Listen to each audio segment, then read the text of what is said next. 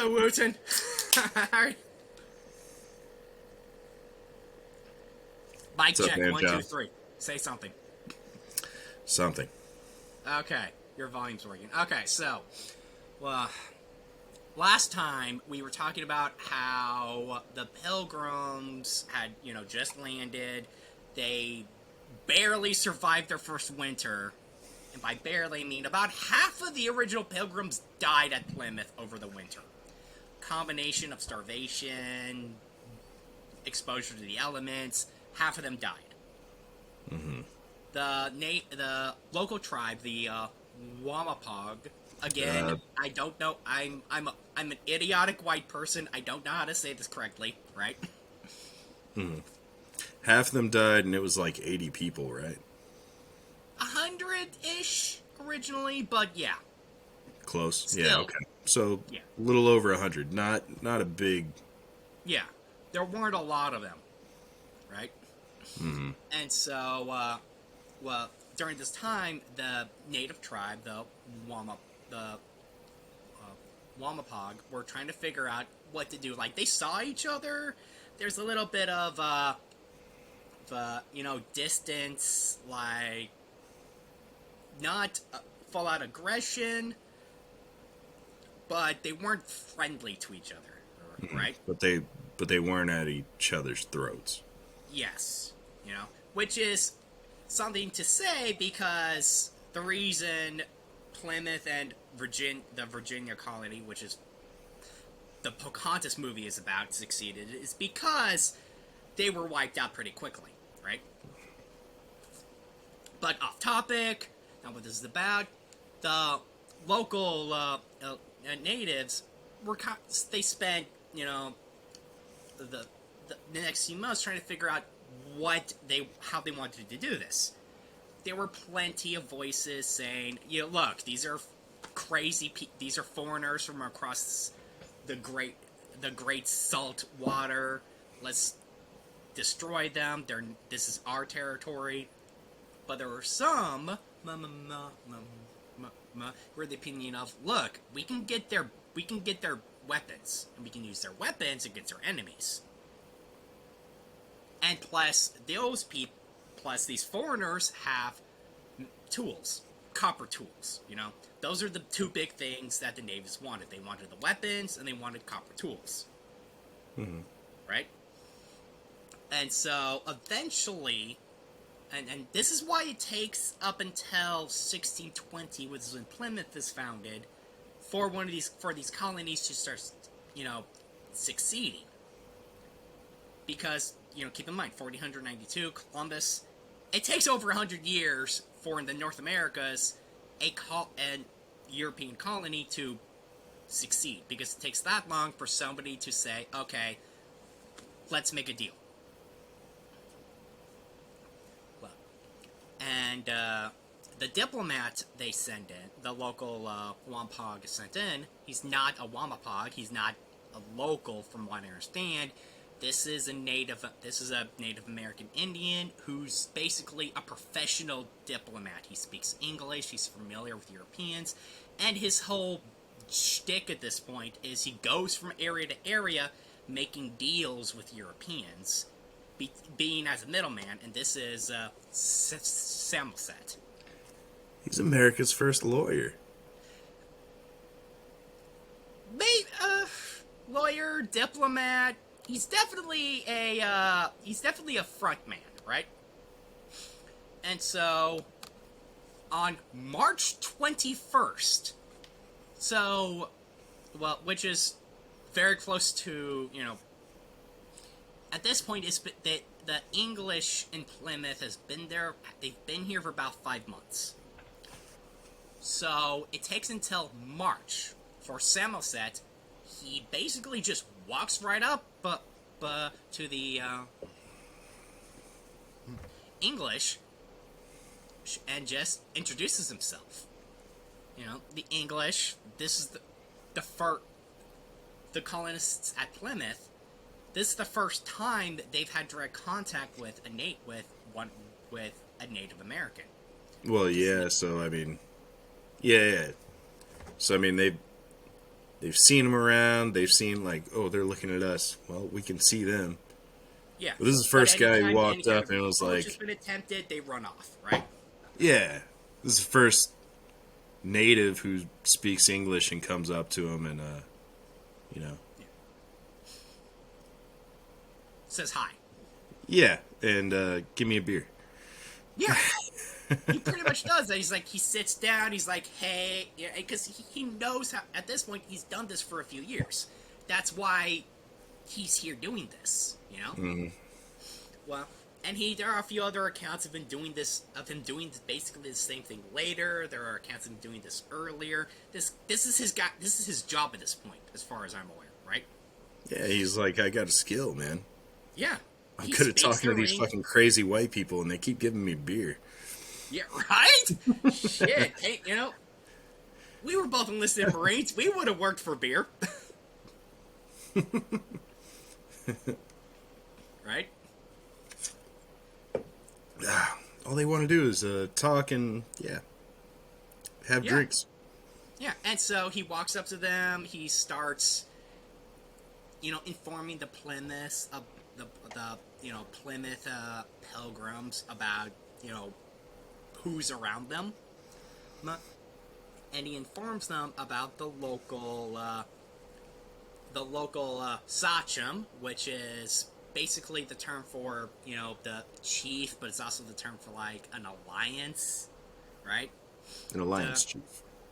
Yeah, you'll have an alliance in a local group, and they would choose a sachem.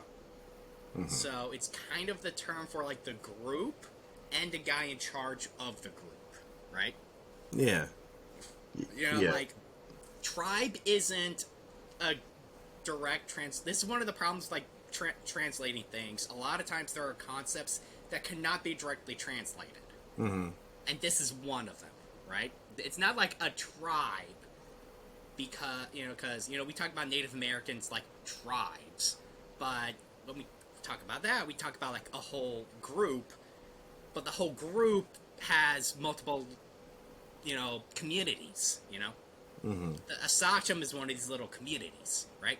And the most powerful one that is relevant to this story is led by, again, this is me failing at speaking a language I don't know,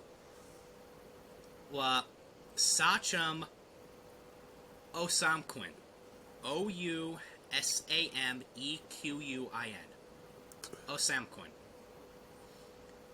Awesome. I wish I knew how to say his name better, because he's actually very important for... Osamquin.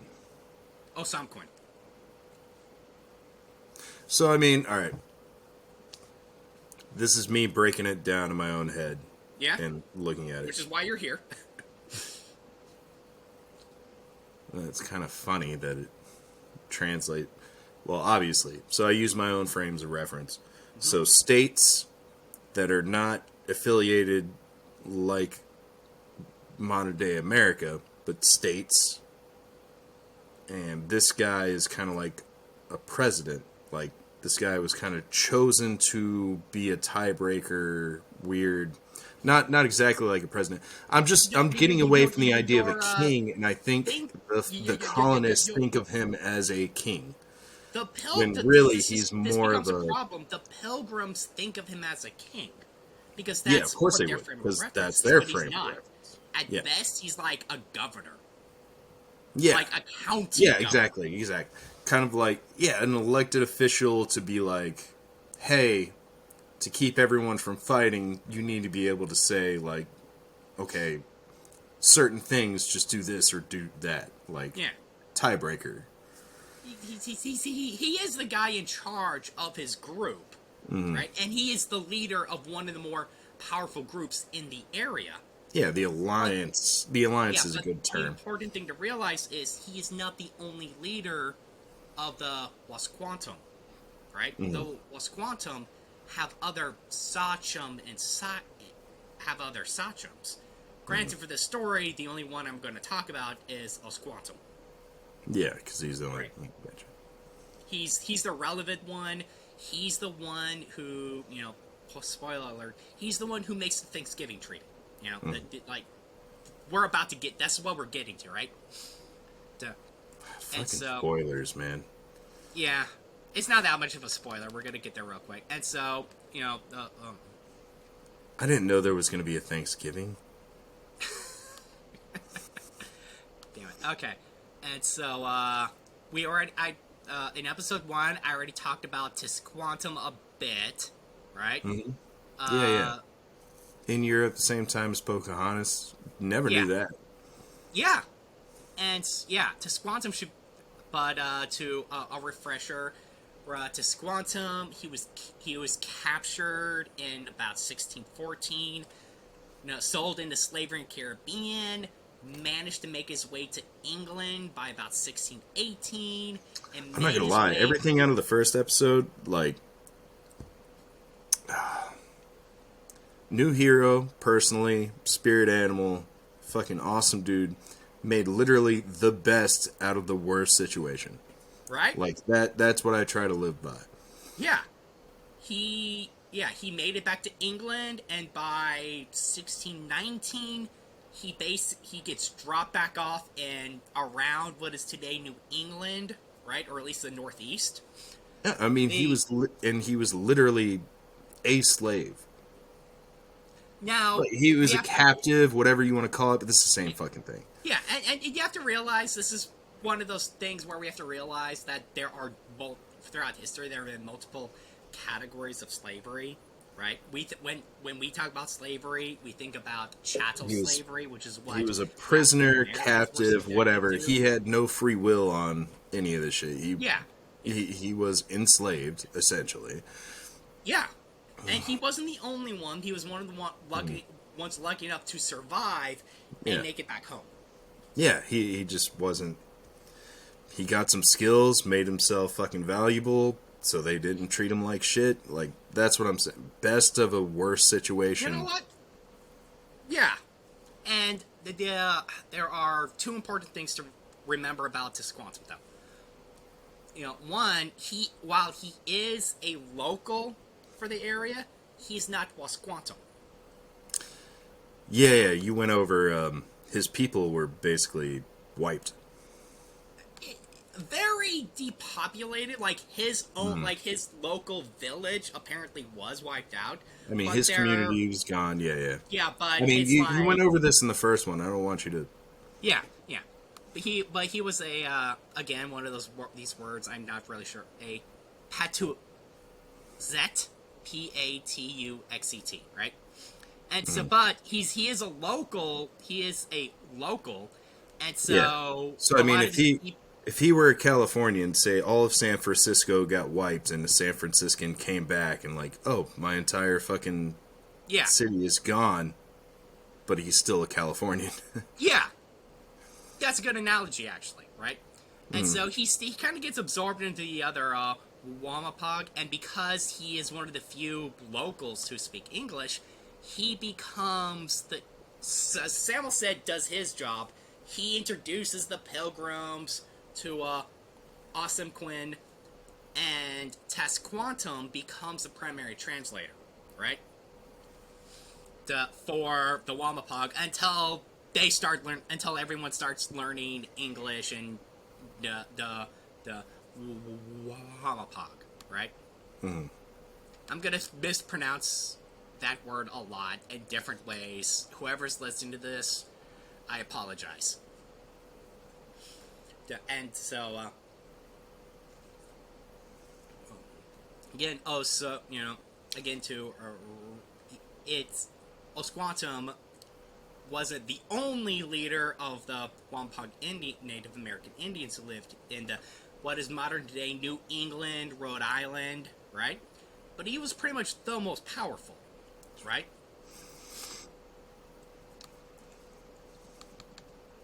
And so the thing that we have to think about when we're considering this is, again, it's been 100 years. Why now is one of these colonies being allowed to flourish? Right? Yeah. Well, I do want to say, have you ever been up to Rhode Island?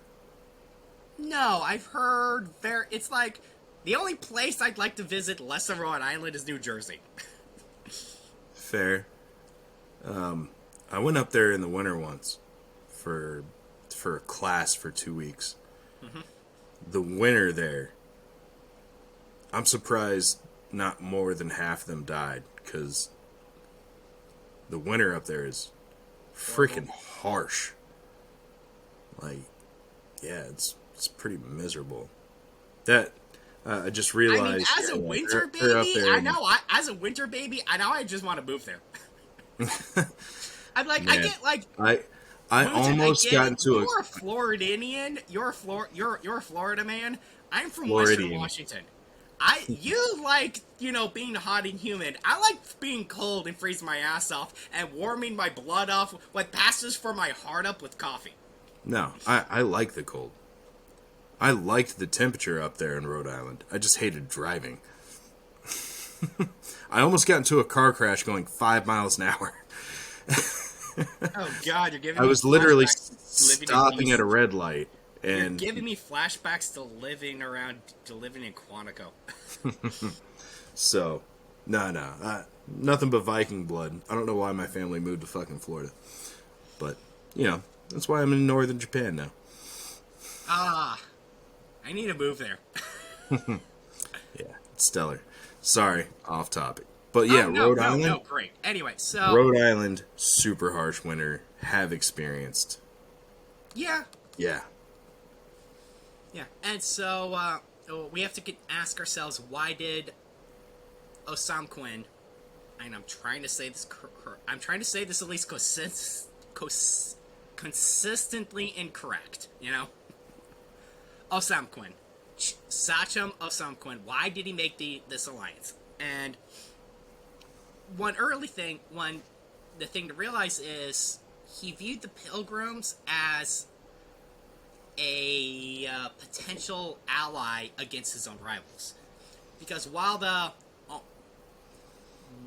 Wampanoag were the locals in the area, they had local rivals in the Narragansett, Narragansett, right? Is that one tribe or an alliance? It's like the Wampanoag they're a cultural group of Native Americans. The Narragansett are another cultural group of Native Americans. It's like saying they're a cultural group of Native American Indians, right? Okay. Maybe a tribe, because that's usually how we refer to people. It's like you've got the tribe, They're a community. Yeah, I am. It's like they're a you've county. got Germans. They're a county. They're a state. Whatever. Germans, they're a group. They're a group. I get you. Yeah. Don't get too hung up on this. Yeah. Right. This is anytime you get into any kind of this, it gets real confusing. So they have these local rivals, and while everybody had been hit very hard by European diseases, in fact, Tasmuchin survived being wiped out because he got kidnapped, ironically. Being enslaved saved his life. Which shows the universe is a sick bastard with a sick sense of humor. But while both groups got hit hard, the Wampanoag got hit harder than the Narragansett. Alright, so they look like an easier target. Yeah, and so they wanted an ally to help them against a local rival. And the Pilgrims are viewed as a potential ally, right? Mm-hmm. There's also the idea of, trade, we've got into this trade and wealth, The Europeans had things the natives wanted. Guns and tools, Metal. Yeah. They hadn't developed metalwork. Mm-hmm. And so I mean, they it really metal tool. That's such a huge thing when if you don't have metal, wow, metal's pretty kick ass. Yeah. And while they had the same tools, the difference between like a hoe with a shell blade versus a hoe with a copper blade, that's a big deal. I mean, think of an axe. Yeah. Using And we're one just with talking about stone. basic tools. Yeah, a stone axe versus a metal axe. Yeah. Cut your time into a quarter on fucking any Yeah. woodworking. Or just a copper butcher's knife versus a stone butcher's knife. These tools were valuable to them. Mm-hmm. And, we talked about this episode 1 a little bit, but I want to reiterate. The guns were kind of viewed as magic weapon. Yeah, boomsticks. Yeah, magic. It was like, they What'd you didn't say? know. Thunder. It was so far out of anything they understood. A Thunder musket tubes. might have it was like magic to them. Yeah, it shoots lightning, essentially. It makes the sound of thunder and strikes your foe dead. Mm-hmm. I mean, yeah, it's a thunder stick. Yeah, and you mentioned a lot of the disease, magic, kind of shamanistic. Disease goes kind of I'm just helping you reiterate. You already talked about it, but yeah. Just remembered. Yeah, and which kind of goes into point 3, where the fear of disease, and these communities have been hit very badly by diseases, and like how people today will still think, oh, disease is the wrath of God. When the bubonic plague wiped out 2/3 of Europe, they were like, why is God cursing us with this disease?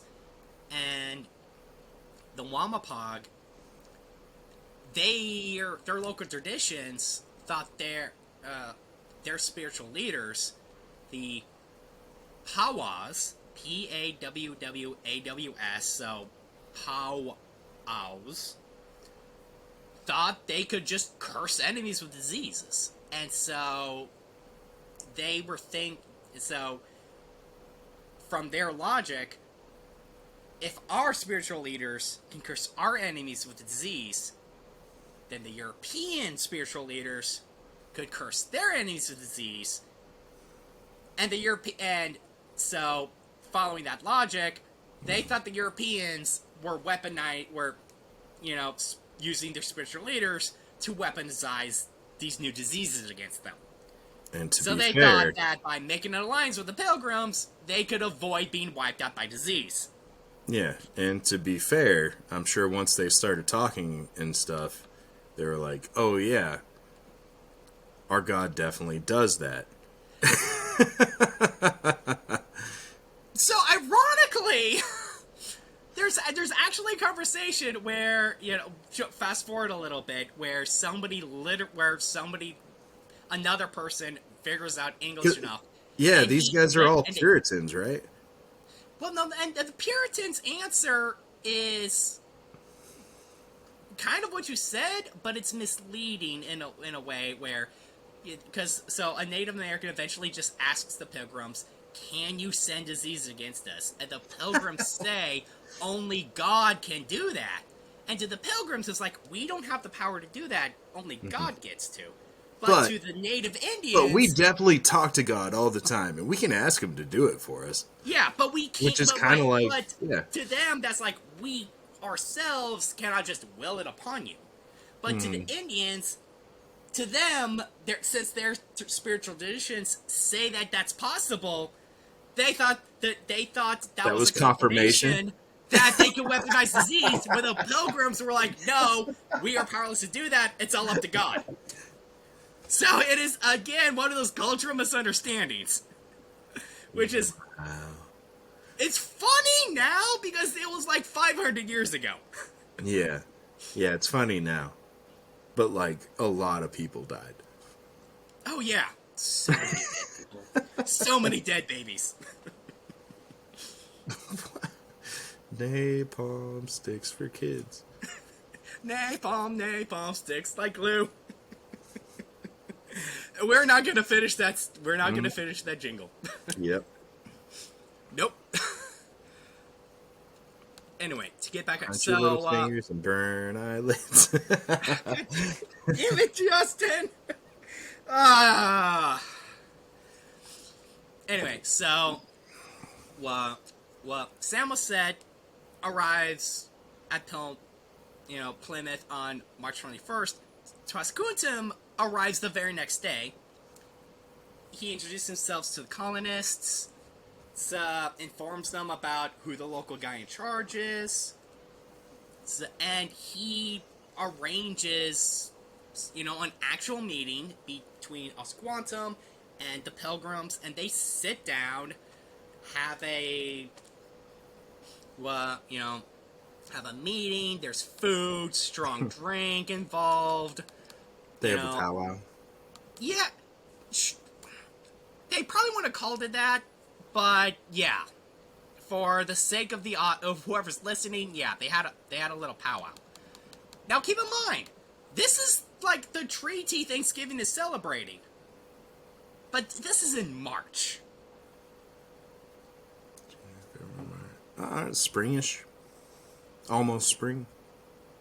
Yeah, no, March is spring. Yeah. Winter is December, January, February. So granted, it's Rhode Island territory, so it's still cold as fuck. Well, yeah, and keep in mind, half the Pilgrims are dead. And the thing to realize, if it was not for this treaty, this colony would have failed. So it's like a town hall meeting between the two groups. Like, this is specifically to make a treaty. They make an agreement, and so yeah, right. The Pilgrims, whatever they'll do their whole English thing, and they'll write this down, and it gets sent back to Europe, and it's basically a propaganda tool. And because of this treaty, a lot more settlers come. Look how the natives aren't killing us. Yeah. Mm-hmm. That in mind, though, there are a few problems with this. Problem one, they were dealing with a culture that did not have a written language at this point. Yeah, like I made the joke about him of a formally written treaty would have been. I made the joke about the one dude being a lawyer, but they don't have a government like that. But also keep in mind, Samoset's not here anymore. He showed up for day one, introduced himself, said, "Hey, I know the local guys. They want to talk. Give me, they chat for a little bit." And the next day, Tessmuchin, your new hero, and the actual chief guy in power, they come the next day. And after that, Samoset's gone. He did his job, right? Yeah. So Tessmuchin, that's their new. That's the their guy, at least for translation. As far as I'm aware, the only translator. And is local-ish. So yeah, essentially a diplomat or ambassador. He's there because he speaks English. Well, and he's also local, right? Yeah. Yeah, he at least knows the local. He's ambassador. He knows the local language. He's native embassy for the fucking for the foreigners. Yeah, but so it's not a matter of like we both want. It's a matter of localization, I guess. Like for instance, like we both we were both familiar enough with anime, and while you have like the official translation, like watching animation with subtitles and listening to the dub, and you've compared to do how there's always differences for certain things, right? And that's a big issue number one, where there's just a misunderstanding on how things are kind of working. Where, because to us, we understand the idea of like a written contract, right? Where if it's not specifically written down, the only thing that matters is what's specifically written down, right? Whereas the Native Americans go off of verbal agreements, which is more of the spirit of the agreement, right? We're both military. Yeah. We both are very familiar, so this is how I'm translating this in my head. I remember getting preached to, yeah, you broke the letter of the order, the law, but you were within the spirit of the law. Like, there's such a huge difference where it's like, yeah, things were written very specifically, but this was the intention. You might have broken the letter of the law, but you were within the spirit of the law. That is such a huge, huge difference. Yeah. And you can clearly see when somebody makes an agreement what they intend and how easily somebody who's, you know, a Being a shitty, jackass. an evil lawyer, where they're like, well, I found a loophole. It's like, well, yeah, definition of a loophole is... You're violating the spirit of the agreement. Right? Exactly. And keep in mind, to the Native Americans, the concept of the letter of the law versus the spirit of the law. They have no letters. There is only the spirit of the agreement. Mm-hmm. You know? They have only verbal contracts because they have no written anything. Yeah. Now, granted, they eventually, eventually somebody, starts creating a written form of this language. In fact, one of the first books published in North America is a Wampanoag Bible. Oh, of course it is. Yeah. King James? I don't know what version, but one of the first... Whatever the Puritans were using at the time, I'm sure. I don't know what version, but one of the first... Like, there used to be a lot of published stuff in the Wampanoag language. In fact, there's so much that in the 90s, the language was lost, but somebody managed to recreate the language just by going over old records. Going over through documents, and they recreated the language and started... and revived the language, which is why it's alive today. Because, anyway... Look, the only reason I think we shouldn't burn down and salt the earth on the entire church is they were good at keeping records. Yeah. Oh, no, like, they, we, like... we both... I don't want to get you too far off. A lot of them said... There were a lot of people in the Catholic Church and other churches that went out of their way to save documents. Yeah. So I give them that. I feel like I'm about to sidetrack if I let you go on this tangent. Though. Oh yeah, no. So we're gonna get back on track because we're still that's point one. The whole like letter of law. Letter of the law, spirit of the law. Yeah, that's issue one with agreements. Mm-hmm. Issue two goes back to the fact that there's only like Samoset's not even there anymore, and it's only tThanksgiving who's the only person translating. And, you've been the go-between for people. Like, it's like, hey, like, talk to person A, hey, go tell that person something. You're like, okay, I'm gonna present it in a way where he won't get mad at me. Mm. Now imagine that. But instead of having to, like, walk back and forth through the hallway, you were in, like, the same room. And you're like, person on your left says something, and you have to translate person on your right saying, what did he say? You're like, this is what he said? And yeah, you can literally see that if you watch any diplomatic translation thing. Oh, yeah. And you can hear it, watch it subtitled.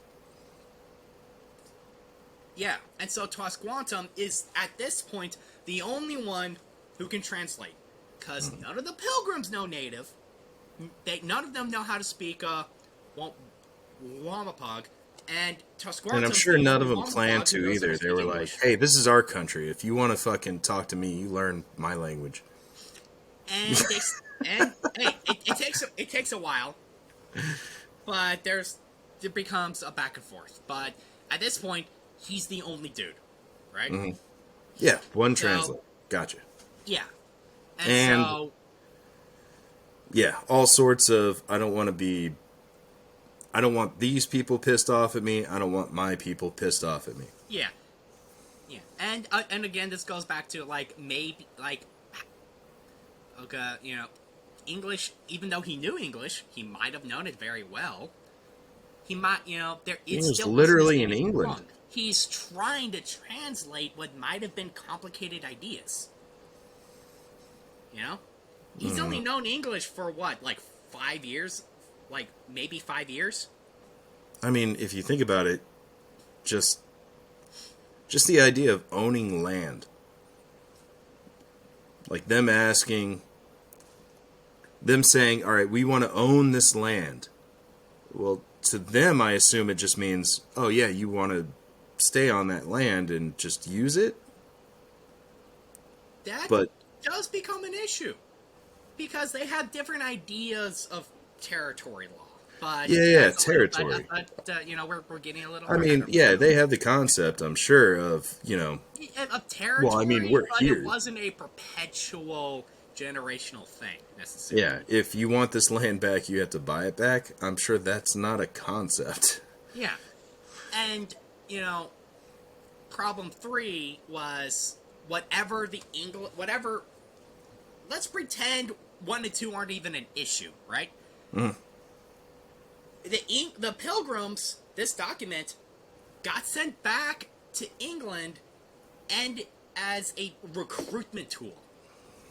So Yeah. whatever gets published is going to be presented in such a way so the Pilgrims can get more money, more people, more political capital, more supplies to trade for food.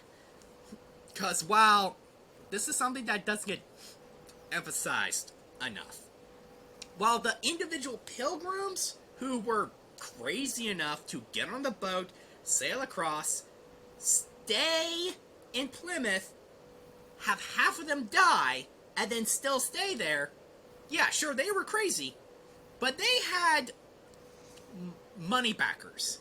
And those money backers were just rich people trying to make a profit. Right? Yeah, England. Just keep in mind, like, for 100 years, boats would just sail to the northeast coast, trade some stuff to the Indians that the Indians wanted. They'd get furs and stuff back, and then they'd sail back. Instead of having a boat go back and forth, the idea of profit for the colony. Yeah, my understanding of the English at that point, they came over and they were like, "Hey, we need shit to make hats." Like, I don't like, honestly, the idea of furs being this profitable still seems strange to me. But apparently, like Europe Well, had so beavers. that's an Beavers, interesting but thing like in because England, like there are mainland English it beavers, but I look, think in they're look. mainland European beavers. But in England, I think beavers are extinct. There used to be beavers in England. Oh, that makes sense. Yeah. And They're I all know birds. so you have North America. Birds were a big It thing hasn't too. been, the North American continent hasn't been raped to death yet.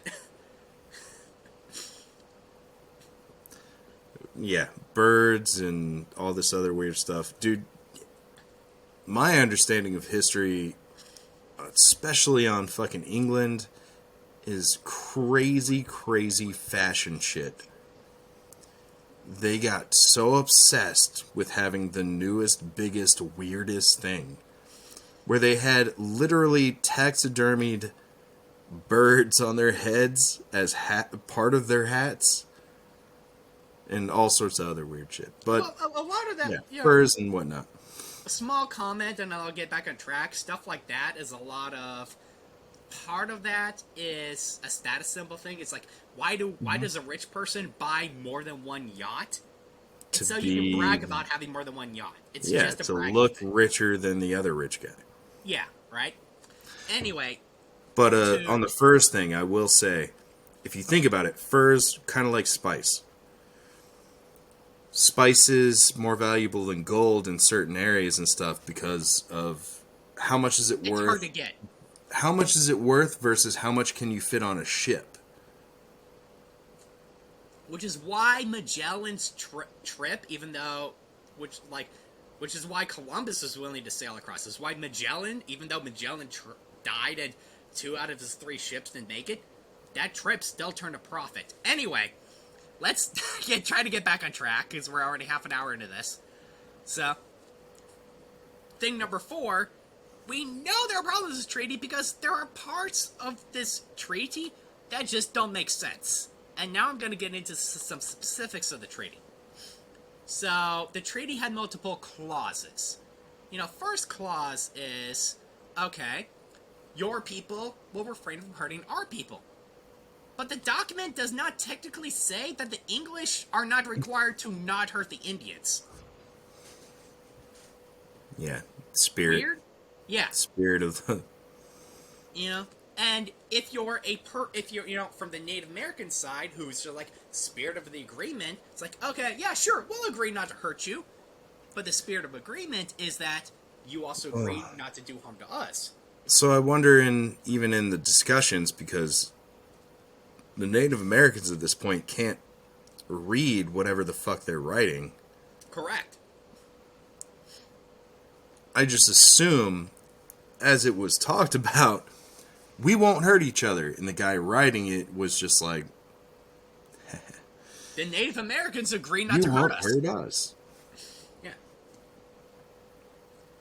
Yeah, when you can't read or supervise... when you can't read or supervise the writing, yeah, of course the other person can just do whatever they want. Yeah. And that's the problem with this treaty, because it is kind of evident the Pilgrims kind of just did what they wanted. Because the second clause is probably the most troublesome, and it becomes a catalyst for multiple big issues. Where it says the Wampanoag should hand over to the English any Indian that harms an English person. That's not something they would agree to. That is handing over sovereignty. It'd be like, oh, yeah. That's a political suicide. They would not agree to that. Like, they're a group of, like, 50 freaking people saying, hey, you'll hand over, if one of your people does something against us, you'll hand them over to us. No. Because we're so powerful and 50 people in your freaking territory. Politically. Yeah. Nobody does that. Yeah. We don't even do that. You're foreigners. Like, remember? So we had a little episode 0 just to like test out if our microphones. How do you have extradition laws inside of your own territory? Right? Yeah. It's literally with the extradition law, which a lot of people. Like, let's say an American did a war crime against an Iraqi, right?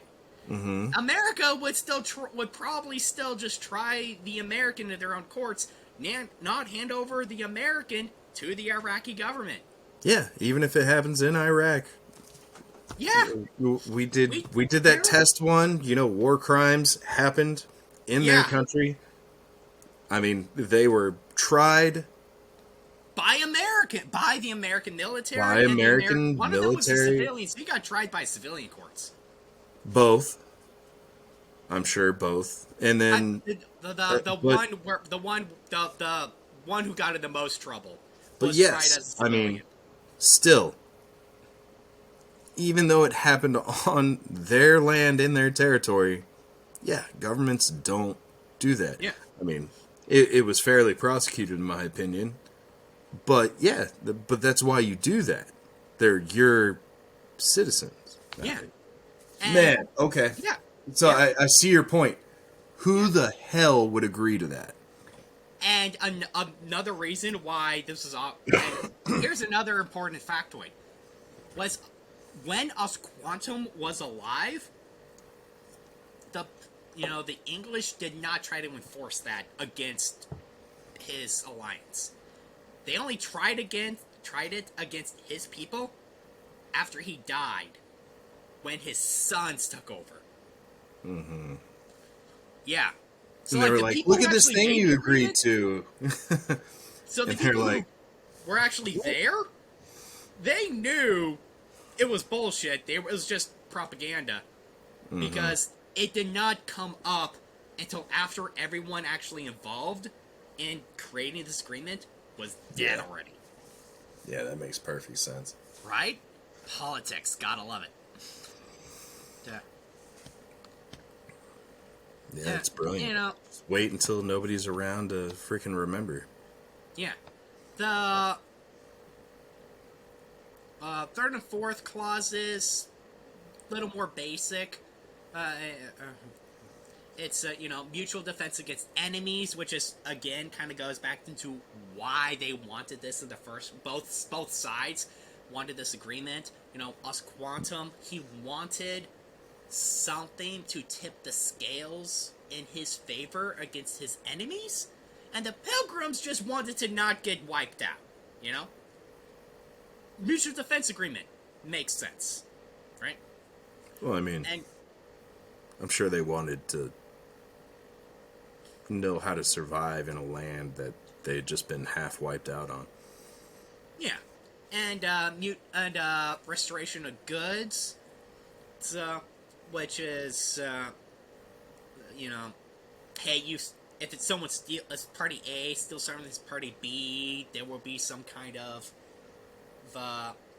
we'll talk things out, right?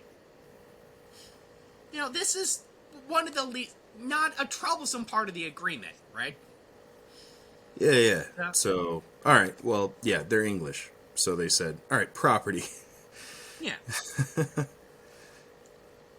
Property. fifth The most clause, important clause to them. Property. What do I own? And don't steal from me. yeah. The fifth clause goes into a problem where we've already discussed, where us Quantum was not a king, He was, the Wamapog were not a kingdom, not an empire. They were a group, right? Yeah. You even call them a nationality. Like, the Kurds are a nationality, but the Kurds don't have a nation, right? There's no single leader for the Kurds, right? Yeah. So, I mean, where you break it down, where these were small groups of families that grouped together to do work together to survive, that also had a community of other similar groups, and this guy was just like, hey, this is what we're doing now. He was, and to be fair, Quantum seems to be a powerful local leader. But he's not some kind of emperor or king, which is, and this is how the English would have seen the world. It's like, oh, you're the leader, that makes you a king. But he wasn't. And so the fifth clause was basically, they expected us Quantum to send to his neighbor Confederates and to tell them of the treaty. But that implies he could enforce the treaty. Yeah, sure. He could tell this fellow, So that's the biggest thing. And I mean, that's the difference, right? He doesn't have like a federal military enforcement anything. Yeah, I mean, they're just all in the same idea of the spirit of the law. Hey, you guys are supposed to listen to me because it benefits all of us. But the enforcement is what? There's no sheriffs. Well, and you also have to realize, it's our modern, like, this is something that's hard for people nowadays to realize, because everything is organized into nations, states, right? But nation Hell, states, we even call it the Native American nation now, like, yeah, because they had to fucking be that way, or else. Yeah. But the idea of a nation state, where it's like, oh, you are all the same group and have like a unified governmental structure, it's a relatively new idea, and that idea did not really exist in 1620. Not to them. And it definitely did not exist in North America. He was like, they all recognized themselves as Wamapog, so they shared a language, they shared a lot of local customs, a lot of spiritual practices, but so did their rivals. There's a lot of, where one Native American group ends, another begins, is not something this is not a subject matter I have researched intensively. But it is a lot more fluid. And so he is Oswantum is a chieftain, right? But within his own group of the Wamapog, there are multiple chieftains. He could inform them of the treaty that he personally made with the Pilgrims, but the other Sachem leaders, I didn't make that treaty. You made that treaty. Maybe I'll agree to it, maybe I won't. I haven't decided yet. Right?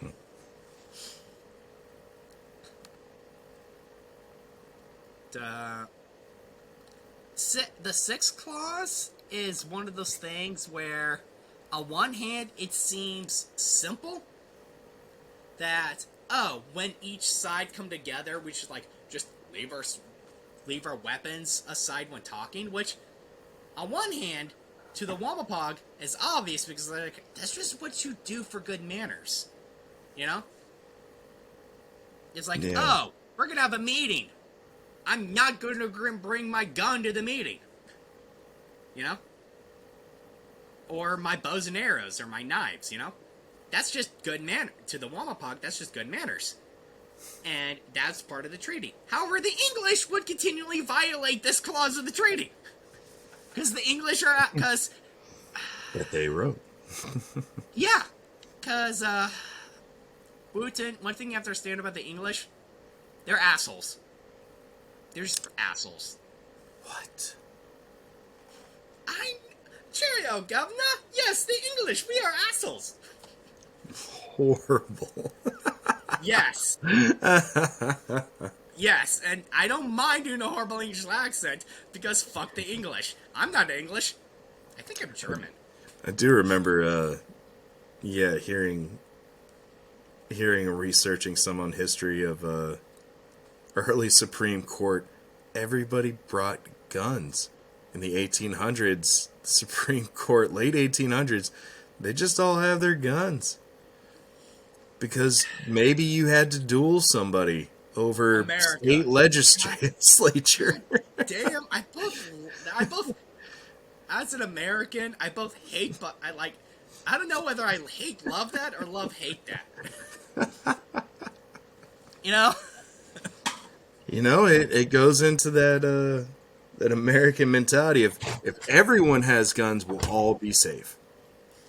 The problem is not enough guns. We already have more guns than people! Everyone just needs to be carrying them around at all times. That's the problem. You'll never have a shooting. Everybody will be too scared because everybody else will shoot them.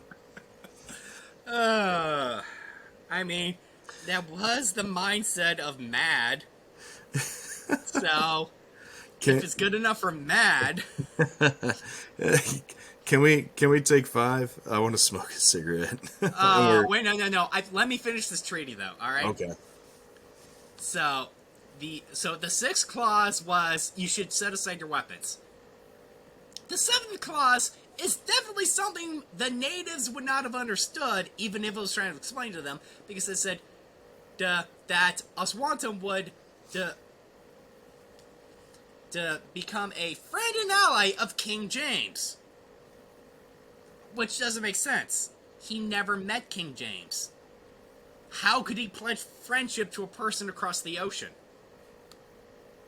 Well, I mean, what does it even mean? Right? Now, to the English, who, keep in mind, this is 1620. They're still they haven't completely abandoned feudalism yet, right? Feudal ideas of kingship, swearing allegiance to a king, one leader swearing allegiance to another. Okay. That's kind of how diplomacy happened for a very long time, right? But keep in mind, you're dealing with North America. The idea of this leader is swear, you swear friendship to King James. Sure, whatever.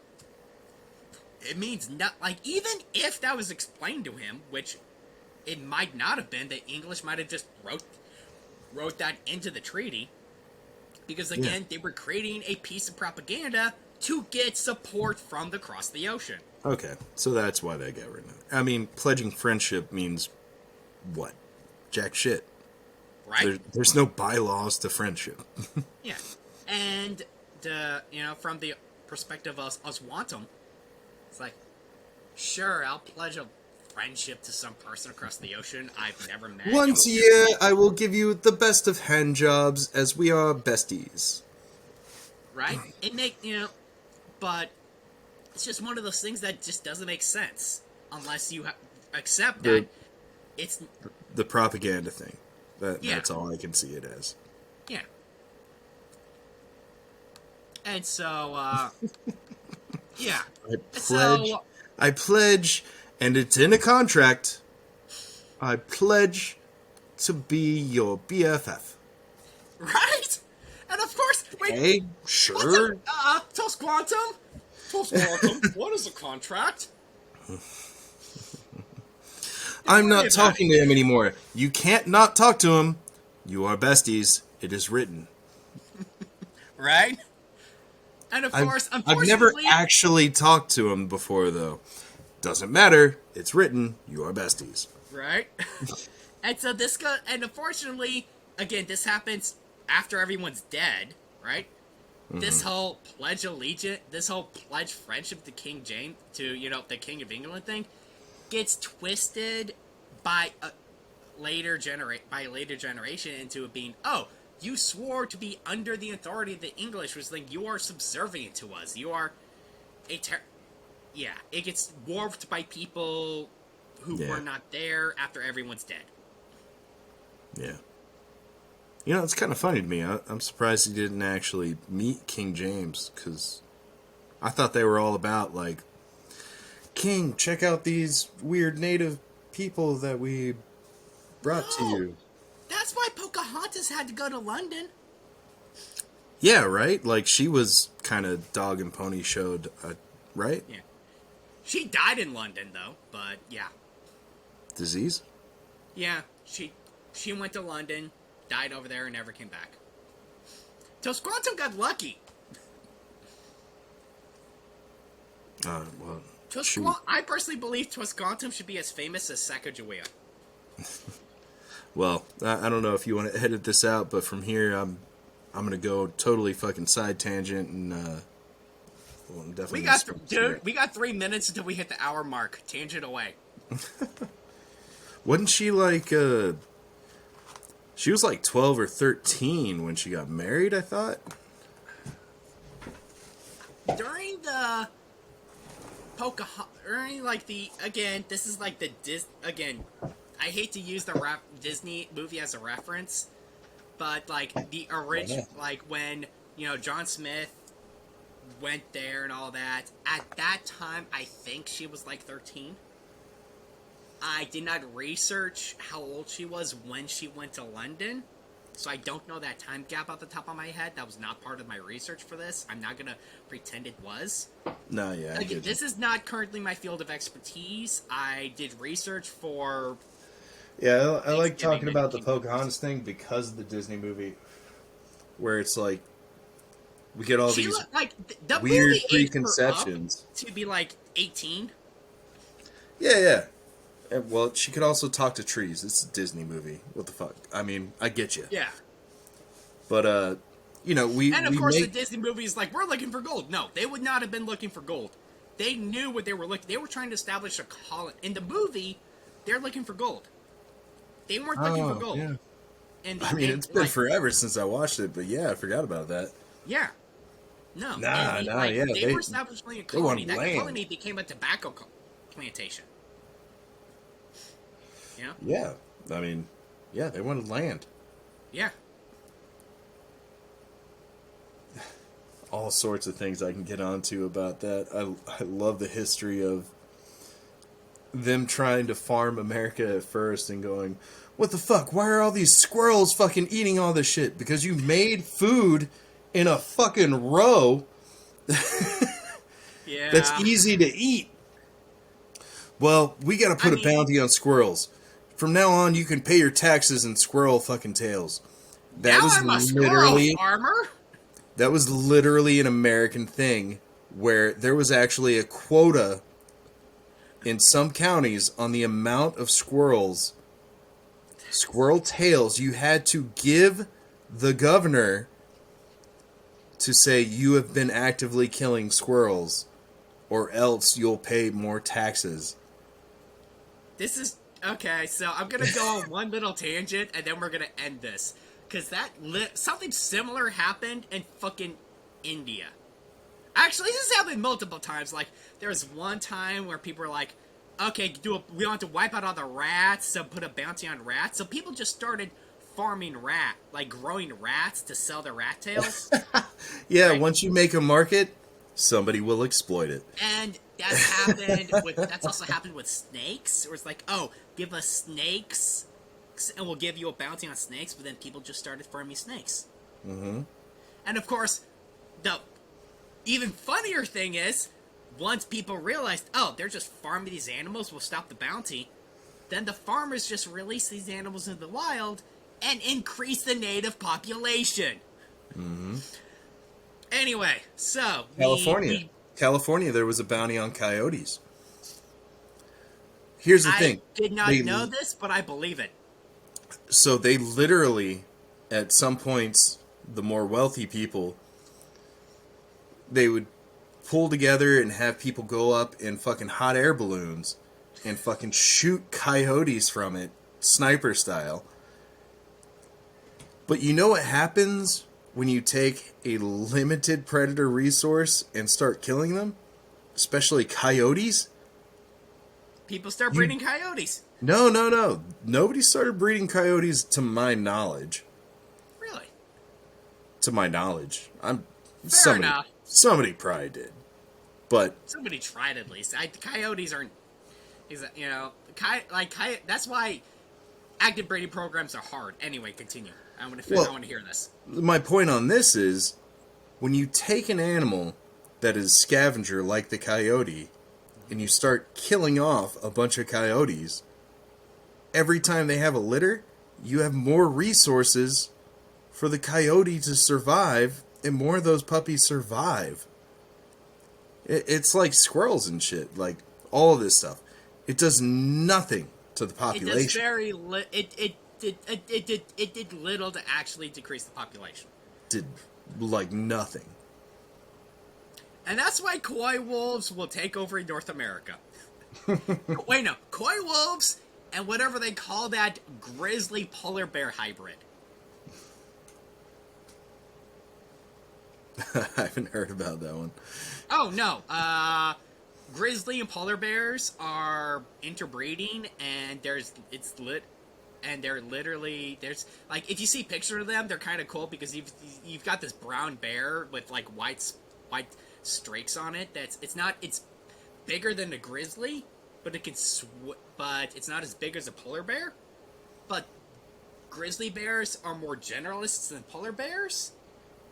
But polar bears are better swimmers than grizzlies, so it's one of those times where it's like, okay, both populations are suffering, so they're going to interbreed to create a new species. It's like coy wolves, which is domestic dogs, coyotes, and wolves. It's native animals reacting to humans fucking everything over. Life will, find a way. Oh yeah, I love coy wolves. Anyway, so, I got through the treaty, and that's what I really wanted to get through in this recording. So, well, I'm Forrest. I'm Cannibal. If we had pluggables at the time, this would be where we plug our pluggables. Until then, I play D&D every Sunday. Hit me up. Whoever is unfortunate enough to listen to this, I hope you enjoyed it. Bye!